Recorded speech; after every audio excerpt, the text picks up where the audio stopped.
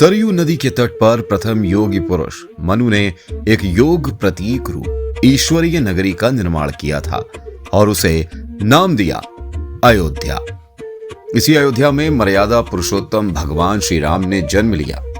हिंदू आस्था के प्रति 7 पुरियों में से एक पुरी अयोध्या का पग पग एक धाम है और वातावरण भक्तिमय। और अब इसी अयोध्या में उनके राजा राम करीब 500 वर्षों के बाद पुनः पधार रहे हैं, यानी अयोध्या के भव्य राम मंदिर का निर्माण हो रहा है और प्रभु राम की प्राण प्रतिष्ठा होने वाली है। शंखनाद से जागने वाली यहाँ की गलियों में आज भी भारतीय परंपरा विचरण करती है। घंटे घड़ियालों की ध्वनि के बीच अयोध्या की केसरिया शाम अध्यात्म की अनंत सागर में ले जाती है। शताब्दियों का इतिहास समेटे 6000 मंदिरों के इसी तीर्थ स्थल को उसका प्राचीन गौरव लौटाने का प्रयास अब अपने अंतिम चरण में है और इसी अयोध्या का कायाकल्प केंद्र और राज्य सरकार द्वारा घोषित लगभग 30,000 करोड़ की विकास योजनाओं से हो रहा है। इस प्राचीन नगरी को आधुनिक सुविधाओं से जोड़ने का काम निरंतर जारी है और यह है आज की आधुनिक अयोध्या। तो चलिए इसे गहराई से जानने की शुरुआत करते हैं। बस अड्डा। राम मंदिर से 7 किलोमीटर की दूरी पर 14 बीघा जमीन पर 219 करोड़ की लागत से लखनऊ हाईवे पर नया बस अड्डा बनकर पूरी तरह से तैयार है। Railway station. राम मंदिर से 1 किलोमीटर की दूरी पर 240 करोड़ रुपए की लागत से नया रेलवे स्टेशन डिजाइन किया गया है और भविष्य में अयोध्या से दिल्ली, मुंबई, चेन्नई, बेंगलुरु, पुणे, कोलकाता, नागपुर, लखनऊ और जम्मू जैसे शहरों के लिए विशेष रेलगाड़ियां चलाई जाएंगी। हवाई अड्डा। 1450 करोड़ में लगभग 1360 बीघे में फैला हुआ प्रयागराज हाईवे पर नाके के पास बनाया गया है नया एयरपोर्ट। यहां से राम मंदिर की दूरी से 12 किलोमीटर है। भविष्य में कई बड़े महानगरों के लिए यहां से सीधे उड़ान उपलब्ध होगी। घाघरा जलमार्ग। यदि आपके पास अपनी खुद की मोटर बोट है तो छपरा से घाघरा यानी सरयू नदी की सैर करते हुए लगभग 350 किलोमीटर नदी में चलकर भी अयोध्या पहुंचा जा सकता है। भविष्य में इस रूट के लिए भी मोटर बोट चलाई जाने का प्रस्ताव है। राम मंदिर। अयोध्या के राम मंदिर की कुल कीमत 1800 करोड़ रुपए है, जो पूरी तरह बन जाने के बाद अयोध्या का मुख्य आकर्षण होगा। राजस्थान के मशहूर मकराना के पत्थरों से बनकर तैयार इस मंदिर की अनुमानित उम्र होगी लगभग 1000 साल। 22 जनवरी को पहली मंजिल का उद्घाटन होगा, जिसमें राम के बाल्यावस्था की मूर्तियां रखी जाएंगी। बाकी 2 मंजिलों का कार्य निरंतर चलता रहेगा। खजुराहो के मंदिरों के नागर शैली के आधार पर इसे तराशा जा रहा है। वहीं मंदिर का कुल क्षेत्रफल 156 एकड़ या 251 बीघा है। हनुमानगढ़ी। हनुमानगढ़ी राम मंदिर से लगभग 800 मीटर की दूरी पर स्थित है। हनुमानगढ़ी मंदिर की आवासीय परिसर को मिलाकर यह लगभग 52 बीघे में फैला हुआ है। मंदिर की 76 सीढ़ियां चढ़कर हनुमान जी के दर्शन के बाद ही श्री राम मंदिर में जाने का विधान है। यह मंदिर अयोध्या शहर के ठीक बीच में एक ऊंचे टीले पर बना है। शहर की तरफ आने वाले आक्रमणकारियों के आने की सूचना यहीं से प्राप्त करके अयोध्या के राजा तक भेजी जाती थी। इतिहासकारों के अनुसार जितनी बार भी अयोध्या पर आक्रमण हुआ, उतनी बार इस मंदिर को ही विध्वंस सबसे ज्यादा झेलना पड़ा। हालांकि सन्यासियों ने हर बार इस मंदिर को एक बार फिर से खड़ा किया और आज ये मंदिर रामानंद संप्रदाय और वाणी अखाड़े के अधीन है। राम की पैड़ी।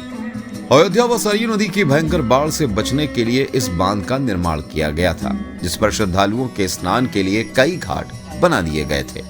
इतिहासकारों के अनुसार जितनी बार भी बांध टूटा, सरयू का पानी अयोध्या की गलियों में घुस जाता था। इसी बाढ़ से बचने के लिए पूरे अयोध्या में जगह जगह पर ऊंचे टीले बनाए गए, जैसे राम टीला, हनुमान टीला, लक्ष्मण टीला। आज ये बांध अयोध्या का मुख्य पर्यटन स्थल बन चुका है। हर दिवाली पर यहाँ लाखों दिए जलाकर रामायण की घटना का लेजर शो और उत्सव के रूप में उसे मनाया जाता है। अयोध्या के कई बार उजड़ने के पीछे इसका एक कारण इस नदी को भी माना जाता है। लता मंगेशकर चौराहा। घाट और बस स्टैंड के पास ही अयोध्या का मुख्य चौराहा 6.7 करोड़ रुपए में बनकर तैयार हुआ है। पद्मश्री से सम्मानित राम सुथार जी ने 2 महीने के कठिन परिश्रम के बाद इस 40 फीट लंबी वीणा को आकार दिया। 14 टन की इस वीणा को लता मंगेशकर जी के स्मृति चिन्ह के रूप में यहाँ पर लगाया गया है। इसीलिए इसका नाम नया घाट चौराहे से बदलकर लता मंगेशकर चौराहा कर दिया गया है। धर्मपथ। नया घाट से कुछ पहले सड़क के दोनों तरफ 30 फीट ऊंचे 40 सूर्य स्तंभ लगाए गए हैं और इसे धर्मपथ का नाम दिया गया है, जो कि श्री राम के राजकुल सूर्य वंश का प्रतीक है। दशरथ समाधि स्थल। नए बस अड्डे के बगल से एक पतली रोड कछार से आगे बढ़ते हुए लगभग 12 किलोमीटर दूर ले जाती है। दशरथ समाधि स्थल जो बिल्हार घाट पर मौजूद है, जिसके बारे में मान्यता है कि यहीं राजा दशरथ का दाह संस्कार हुआ था। राम मंदिर के साथ इस जगह को भी पर्यटन स्थल के रूप में विकसित किए जाने की योजना पर काम चल रहा है। भरतकुंड। अयोध्या से लगभग 18 किलोमीटर दूर है नंदीग्राम। यहाँ मौजूद तालाब को भरतकुंड कहते हैं। मान्यता है कि इसी जगह से भगवान राम के भाई भरत ने पूरे अयोध्या का राज कार्य संचालित किया था। इस स्थान को भी पर्यटन स्थल के रूप में विकसित किया जाएगा। गुप्तार घाट। राम की पेड़ी से सरयू नदी के किनारे चलते हुए 10 किलोमीटर दूर स्थित गुप्तार घाट कैंट एरिया में पड़ता है। इस जगह को श्री राम की जल समाधि स्थल के रूप में महत्व दिया जाता है। इसके अलावा अयोध्या नगर में हर गली में कई विशेष मंदिर हैं, जिनकी अपनी मान्यताएं, कथाएं और विशेषताएं हैं। पूरी तरह से विकसित हो जाने के बाद अयोध्या को पूरी तरह से समझने और इसका आनंद लेने के लिए आपको कम से कम 3 दिनों तक यहाँ रुकने की आवश्यकता है। देश विदेश से ज्यादा पर्यटक भारत आते हैं उत्तर प्रदेश और अन्य स्थलों को देखते हैं, लेकिन प्रश्न ये है कि अयोध्या घूमने और श्री राम का मंदिर देखने के लिए भला विदेशी यहाँ क्यों आएंगे? तो इसका उत्तर है रामायण। भारत में लिखी गई राम कथा की सबसे प्राचीन और प्रथम पुस्तक रामायण भारत के अलावा कंबोडिया में रिमकर, थाईलैंड में रामाकिएन जो कि वहां की राष्ट्रीय पुस्तक है, इंडोनेशिया में काक्विन, नेपाल में भानुभक्त रामायण जैसे पुस्तकों में वाल्मीकि की राम कथा से प्रेरणा लेकर इसे अपने अपने देश की संस्कृति के हिसाब से फिर से लिखा गया। पात्रों के नाम और कुछ नई घटनाओं के अलावा मूल राम कथा सभी में एक समान है। इसके अलावा भारत में ही राम कथा को लेकर संस्कृत में 7 संस्करण, हिंदी में 3 संस्करण, गुजराती में 47, उड़िया में 14, तेलुगु में 5, कन्नड़ में 4 और अन्य भाषाओं में लगभग 17 संस्करण मौजूद हैं। इसके अलावा लिखे गए नाटक, कविताएं आदि अगर उनको मिला लिया जाए तो दुनिया में 300 से अधिक तरह से राम कथाएं बार बार लिखी गई हैं।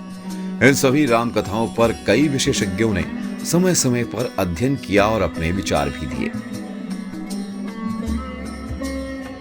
राम कथा कौशल प्रदेश के द्वारा लंका पर विजय प्राप्त करने की और पहली बार एक अखंड भारत के निर्माण की कथा है। रामायण इसलिए भी महत्वपूर्ण हो जाती है क्योंकि ये अखंड भारत और युद्ध से ज्यादा एक व्यक्ति के आदर्श, सूझबूझ, मित्रता जैसे गुणों से स्थापित हुई। रामायण एक ऐसा डॉक्यूमेंट है जो ये समझाता है कि पूरा भारत पहली बार एक कैसे हुआ। इसलिए ये गाथा ना तो कभी भुलाई जा सकती है और ना ही कभी मिटाई जा सकती है। और आज की अयोध्या उसी अखंड भारत का एक प्रतीक है। अपनी संपन्नता के कारण अयोध्या ने समय समय पर बाहरी आक्रमणकारियों का सामना भी किया। अयोध्या की इसी संप्रभुता ने मुगलों को भी आकर्षित किया।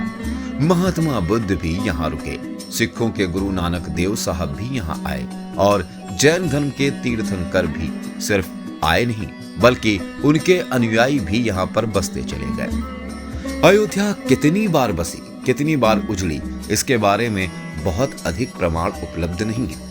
सूर्यवंश के पतन के साथ ही अयोध्या का भी पतन होता रहा। बीच में कई 100 सालों तक अयोध्या लुप्त सी हो गई। इसका कारण क्या था, इसका कोई प्रमाण नहीं है। अयोध्या को फिर से खोजकर उसे स्थापित करने में बार बार राजा विक्रमादित्य का नाम आता है, लेकिन विक्रमादित्य एक उपाधि है जिसे कई राजाओं को दिया गया। तो यह कहना मुश्किल है कि किस कालखंड के कौन से राजा ने यह काम किया। कुछ विशेषज्ञों का मत है कि यह काम उज्जैन के राजा विक्रमादित्य ने किया होगा। नंद वंश, मौर्य वंश, शुंग वंश, गुप्त वंश आदि के साम्राज्य में भी अयोध्या का वर्णन मिलता है। सबसे बड़ा विध्वंस 1527 के आसपास बाबर के कार्यकाल में हुआ, जब राम मंदिर को ध्वस्त कर बाबरी मस्जिद स्थापित की गई। सन 1722 में बंगाल के नवाब अली वर्दी खान ने व्यापार के नजरिए से राम मंदिर से कुछ किलोमीटर की दूरी पर एक नया शहर बसाने की शुरुआत की। 1730 में अवध के पहले नवाब सादत अली खान ने इसका नामकरण किया फैजाबाद। इन्हीं के उत्तराधिकारी शुजाउद्दौला ने इसे अवध की राजधानी बनाया। 1775 में अवध के चौथे नवाब आसफ उद्दौला ने फैजाबाद की जगह लखनऊ को अवध की राजधानी घोषित किया। रावण अहंकार का प्रतीक और श्री राम विनम्रता के सूचक है। सत्ता में आने के बाद हर व्यक्ति को ये बात हमेशा ध्यान में रखनी चाहिए, सिर्फ रंग रोगन और पत्थर लगवाने से ही राम राज्य नहीं आएगा, बल्कि जिस दिन स्कूल, अस्पताल और सरकारी संस्थानों से भ्रष्टाचार पूरी तरह खत्म हो जाएगा, लोगों को मुफ्त इलाज मिलेगा और अपनी भाषा में उन्हें उच्च शिक्षा उपलब्ध हो जाएगी, उस दिन सही मायने में भारत उस पायदान पर खड़ा होगा जहां कभी हम हुआ करते थे। रामायण अहंकार पर विनम्रता की विजय का प्रतीक है। अयोध्या को अगर पर्यटन स्थल का केंद्र बनाना है तो राम राज के आधार पर सबको एक साथ मिलकर काम करना होगा, महज राजनीति नहीं। तभी संपूर्ण अयोध्या का और इस पूरे देश का विकास होगा और सही मायनों में राम राज्य का सपना पूर्ण होगा। यदि आपको ये वीडियो पसंद आया हो तो शेयर करें और हमारे चैनल A1 टाइम्स को सब्सक्राइब करें। जय सिया राम।